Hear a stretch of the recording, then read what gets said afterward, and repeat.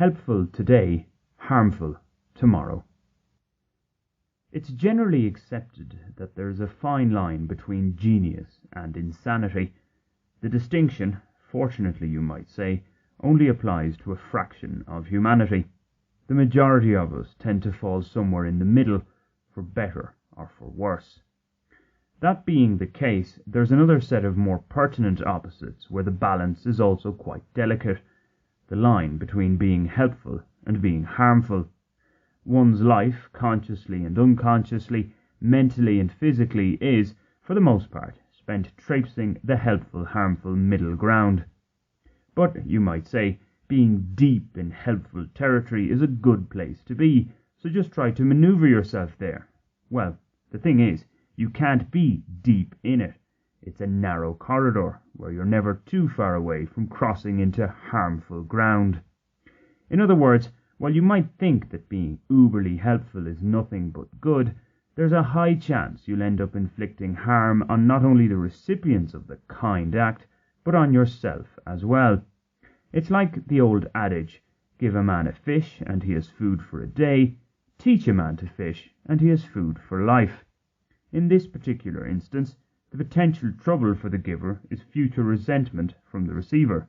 What? You've no more fish to give me? Which could result in conflict. Dissecting that saying further, very often it's the short-term help that, if not immediately harmful, ends up leading to even bigger problems down the line.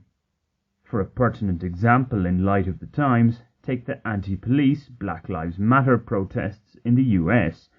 Data show that they tend to be accompanied by an increase in civilian-on-civilian homicides in the black communities from which they emanate. Go ahead, have less policing, but be prepared for the nasty consequences. In light of recent events in Bogota, Colombia would do well to take note. This is not to make little of the many problems with policing and other state law enforcement agencies in this country. On a macro level, despite the fact that today most of us can expect to live longer compared to our predecessors, this hasn't resulted in playing the long game. On the contrary, in our on-demand society, it's a case of now, now, now. It makes sense in some ways, as most of our needs, from a Western world perspective in any case, can be satisfied by the mere touch of a button. Many people appear to have lost the virtue of patience. If there's not an instant solution, forget about it. So we really only have ourselves to blame when our leaders react accordingly. Any visionaries soon learn that the real trump card, an innocent turn of phrase honestly, is expediency. Never mind the next election, the latest opinion poll matters just as much. In these coronavirus times, hope has been expressed that the enforced pause on our normal lives will see us taking the time to reflect on how we've been living. We'll identify the more malignant practices and amend them accordingly. Alas, if anything, the pandemic has only reinforced the on-demand way of life and, it can be argued, increased societal polarization as well as inequality.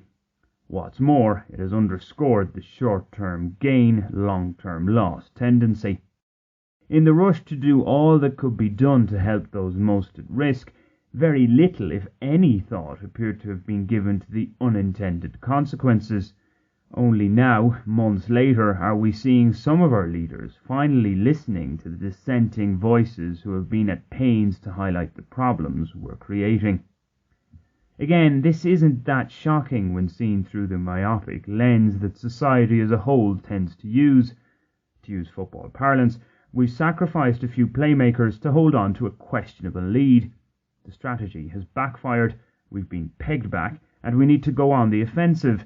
However, our star attackers are now out of the game. Most can, thankfully, be reintroduced. The question is, what sort of shape are they in? When they re-enter the fray, they might be more like madmen than geniuses, more harmful than helpful. The margins, you see, are very tight indeed. The temptation to choose, innocently perhaps, perceived kindness today often results in a cruel tomorrow.